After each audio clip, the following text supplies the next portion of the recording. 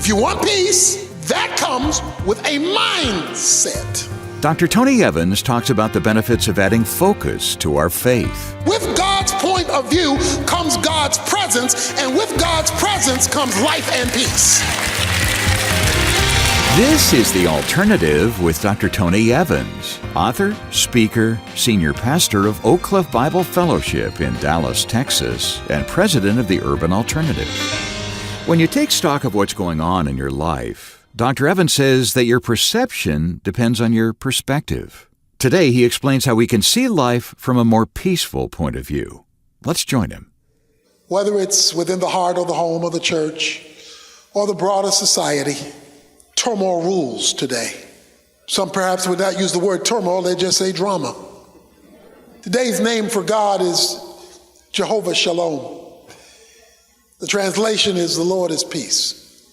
We read in verse 1 of Judges chapter 6, the sons of Israel did what was evil in the sight of the Lord, and the Lord gave them into the hands of Midian 7 years. They had rebelled against God, and the consequence of their rebellion was enslavement to that which they were supposed to hold in slavery. They had rebelled against God. They did evil in the sight of the Lord. So God let the enemy win instead of letting them win in the promised land. So you can be in the promised land and at the same time out of the will of God. You can be in the place where you're supposed to be, but functioning out of the will of God so that you're losing where you ought to be winning. You're defeated where you ought to have victory. That was their situation. The Midianites, the enemies of God and God's people, were allowed by God to hold God's people hostage for 7 years. 7 years they had to deal with defeat and non-victory. This was so bad that the people had to run for protection, verse 2 says, into the dens, that is, into the caves, in order to hide from the Midianites who would descend upon them, verse 4 and 5, and destroy their property. They came like locusts, verse 5 says. In other words, there were so many of them they couldn't count, and they had come in a way Israel had never seen before, on camelback. They came on camelback in hordes and Israel overran their crops. It's a bad thing to have planted your year's worth of crop and have the enemy take it. Verse 6. So Israel was brought very low because of Midian. The angel of the Lord comes in verse 11 and sits down under the oak. There's a young man there named Gideon, verse 11 says, who was beating out wheat in the winepress in order to save it from the Midians. So here we are. We're now introduced to a man named Gideon. And the angel of the Lord says to him, "The Lord is with you, O valiant warrior." Right now he's not a valiant warrior, but God tells him what God is going to make him become. Gideon said to him in verse 13, "O my Lord, if the Lord is with us, then why is all this happening to us? And where are all the miracles which our father told us about, saying, did not the Lord bring us out of Egypt? But now the Lord has abandoned us and given us into the hands of Midian." Isn't that your question? If God is for me, where is he? If God says he's going to be my God, I can't find him.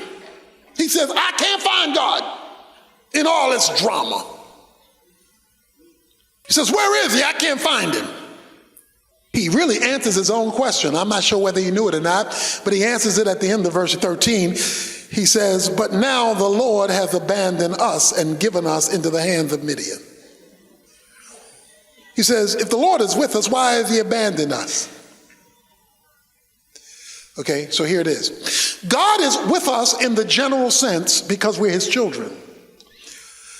God is only with us in the specific sense when we are with him. In the general sense, he's with you. You're a child of God, son of God, daughter of God. Yes.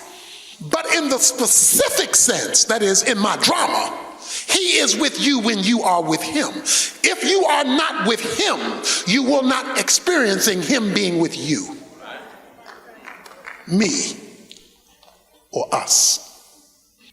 The Lord looked at him and said in verse 14, go in your strength, that is, with the abilities I've given you, and deliver Israel from the hand of Midian. Have I not sent you? He calls an ordinary man to an extraordinary task. And he was going to use the same man who had the questions. He was questioning God, but he was also humble before God. Well, Gideon hears this, and he says, look, I got to be sure. I got to be sure, because I'm going to go out here and get myself killed. I have to be sure. Verse 17, if I now have found favor in your sight, show me a sign that it is you who is speaking to me. I need to be sure I'm not dreaming. I need to be sure this is for real. I need to be sure this is not a mirage. I need to be certain that this is you.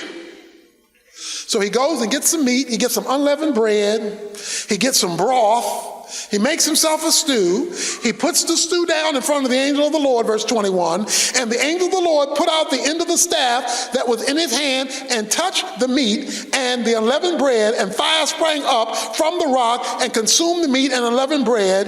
Then the angel of the Lord vanished from his sight. Wow. He brings the meat, the unleavened bread, the broth, puts it down there, no fire. The angel of the Lord touches the rock that is sitting on, and not only does it light up, it's cooked to nothingness.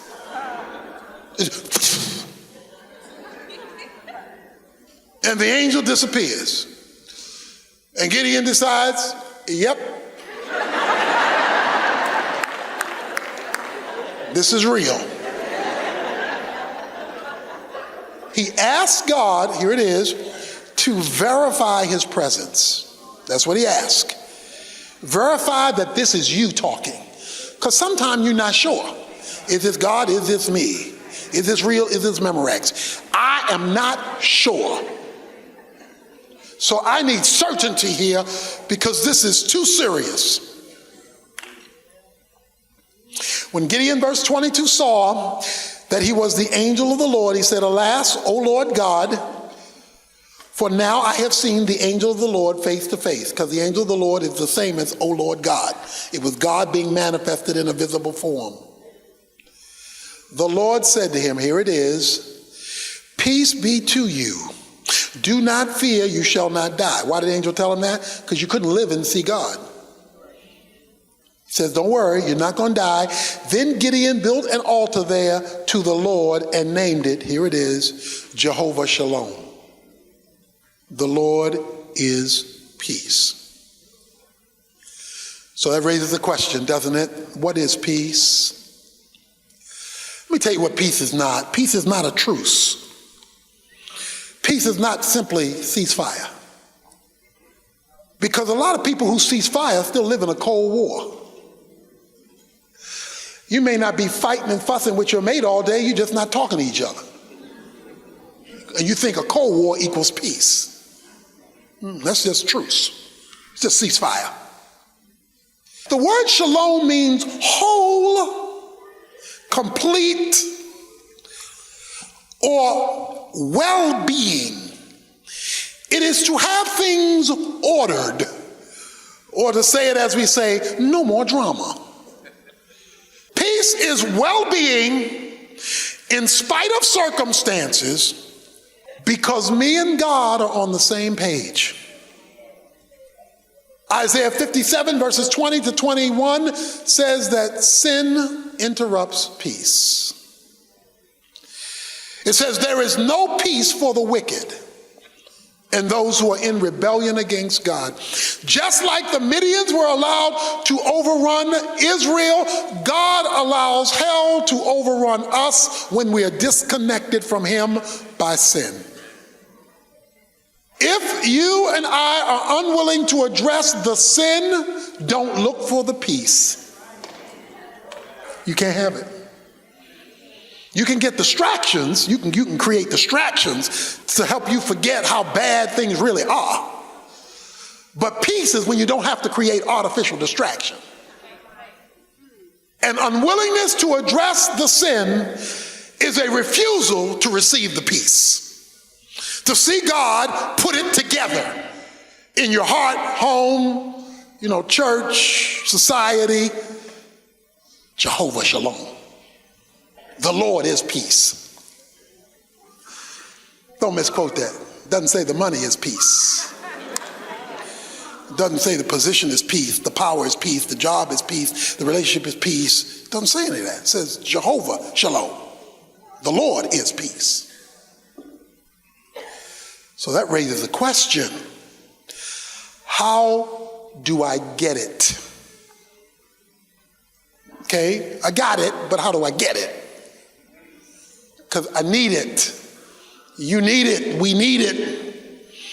I may not be able to change my circumstances right now, but how do I get the inner well-being to deal with it and be whole? How do I get the ability to handle my drama the same way Gideon did? How did Gideon get it? Well, we just looked at it. You know how Gideon got it? One simple way, yet it's profound.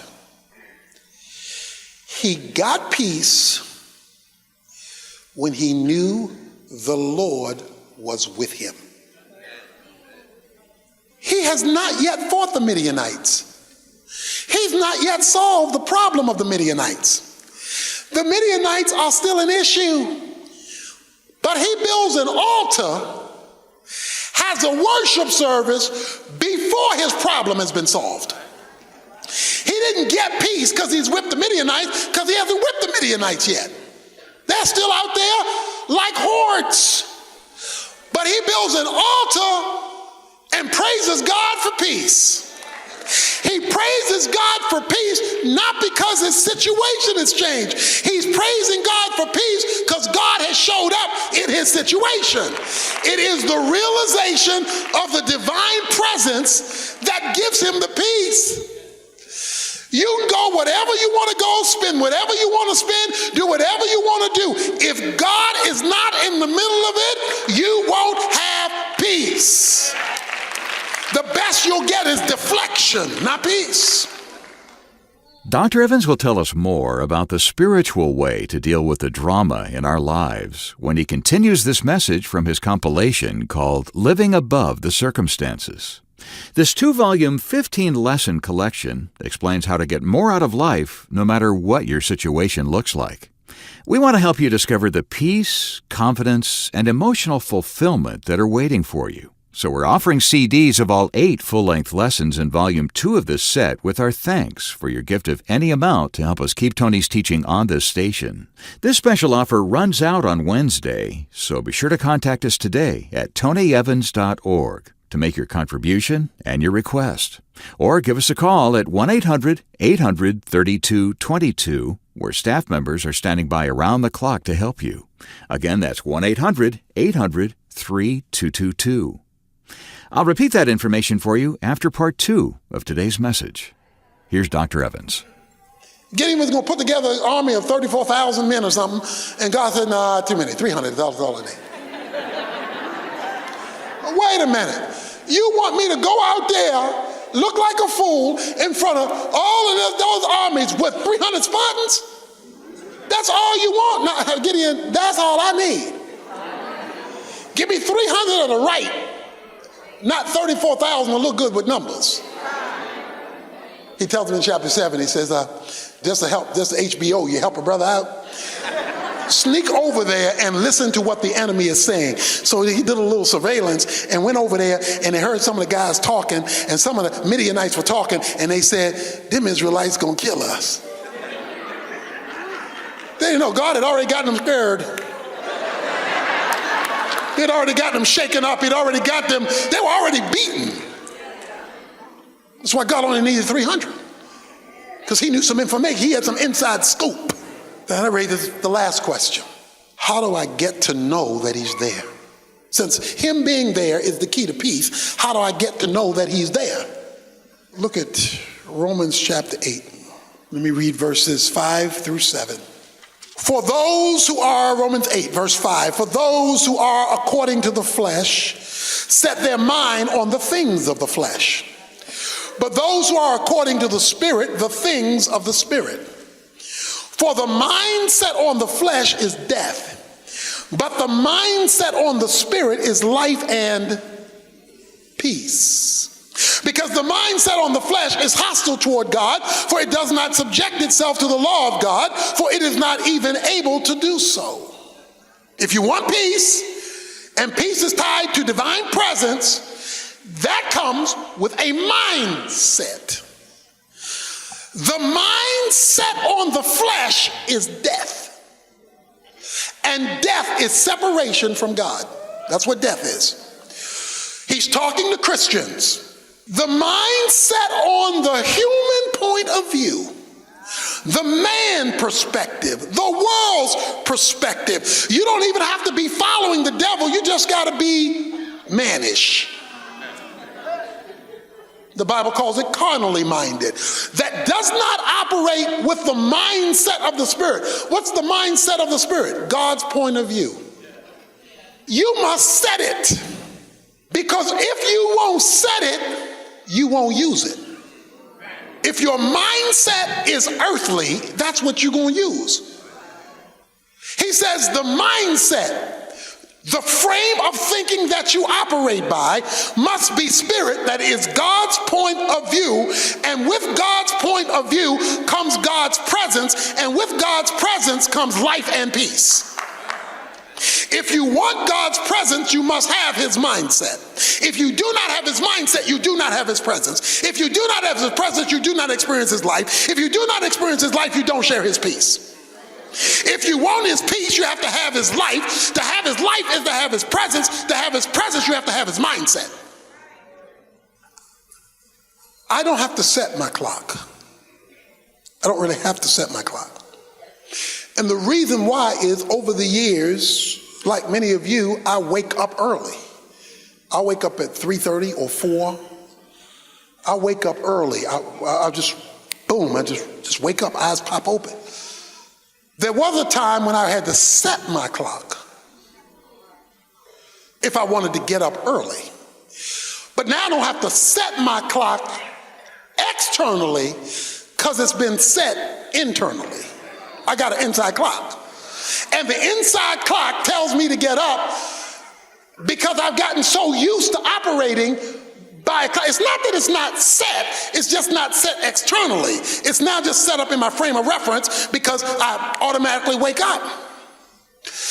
That didn't just happen, that happened coming from setting it intentionally, and then I began to operate because I'd gotten used to operating that way. You see, if you're not used to operating in the Spirit, you got to intentionally set it until you've done it enough till you are built in to respond that way.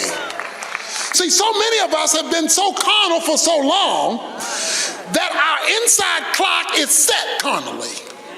We don't have to try to be sinful. We don't have to try to be unrighteous. We don't have to try to be rebellious. The clock just goes off because it's been set that way for so long. So you must reset the clock intentionally until you learn to get up to God's point of view. And when you learn to get up to God's point of view, it will be set that way so that that will be your reaction, and you will know it's your reaction because when you don't react that way, that will become odd. You'll feel weird when you go back to the old world time because you've been so used to operating on the God set. But if that's foreign to you, because you only said it on Sunday and you ignore it Monday through Saturday, you're carnally minded, that is fleshly minded, that is worldly minded, that is man oriented, then what you forfeit is shalom, because Jehovah gives shalom. Only Jehovah gives shalom. The world gives distraction.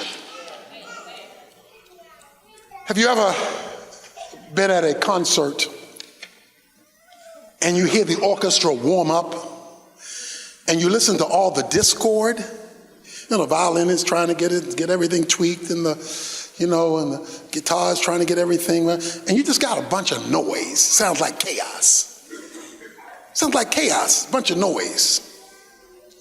Then all of a sudden, out of the shadows comes the conductor with the stick, and he taps it.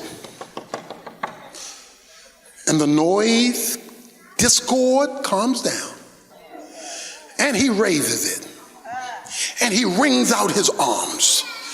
And all of a sudden, that which was chaos before he showed up becomes harmonious when he shows up. Before he showed up, ain't nothing but drama. It's a bunch of noise that does not relate to anything. It's everybody doing their thing and nothing connected with nobody else. But when he shows up and makes his presence known and raises his arms, all of a sudden what was discord now becomes harmony. Everybody's on the same page. It makes sense. It brings blessing. Why? Not because it was that way. It was because when the conductor showed up, his presence changed what was happening in the room. Our problem is we're trying to make music with the conductor off stage, and we're wondering why there's so much drama when we keep the conductor outside and wonder why we can't have good music in my heart, in my home, in the church, in the world, but we want the conductor to stay outside or just make an appearance and leave again. He wants to run the orchestra. And by his presence, harmony prevails. Dr. Evans will come back in a moment with a final question you need to answer if you want that kind of harmony in your life. First, though, if you'd like to review this lesson on your own or pass it along to someone you care about, just get in touch with us for details on the message titled Jehovah Shalom, Lord of Peace. You'll get the full-length version that includes content we didn't have time to bring you on the air. Better yet, get it as a part of Tony's current 2-volume CD series, Living Above the Circumstances. As I mentioned earlier, Volume 2 is available right now as our gift to you in appreciation for a donation of any amount toward Tony's ministry. Visit tonyevans.org today to get all the details before time runs out on Wednesday. When you do, you'll have the opportunity to take advantage of a very special offer. Dr. Evans' newest book, Kingdom Marriage, is due to be released in a few short days. But if you pre-order it now, you'll not only be among the first to receive it, but you'll get a collection of free extras along with it. The first is an audiobook copy of the bestseller Kingdom Man, recorded by Tony himself. You'll also get the ebook version of Raising Kingdom Kids, a 50% off code to use on anything in our online resource center, and MP3 downloads of 3 never-before-released marriage-related messages from Tony. This special offer will only be available through September 7th, so don't put it off. Visit tonyevans.org today to get the details. That's tonyevans.org. We also have staff members standing by in our phone center to help you with your resource requests. You can reach them day or night at 1-800-800-3222. That's 1-800-800-3222. The Bible tells us to run away from temptation, but when it's coming from your emotions, there's no easy way to escape. Tomorrow, Dr. Evans will talk about the feelings that control us and how you can decide who directs your thoughts. Right now, though, he's back with this final comment for today. The question is, do you want peace? Only one person gives it, Jehovah Shalom. But he only gives it on his terms. I will keep him in perfect peace, Isaiah 26 says, whose mind is stayed on me. I will keep him in perfect peace. You want to know why you're not losing your mind when everything around you has lost its mind? Why are you not crazy when your world is crazy? Why are you together when things are falling apart? Because the conductor has been allowed to make his presence known in your mind. The Alternative with Dr. Tony Evans is brought to you by the Urban Alternative and is made possible by the generous contributions of listeners like you.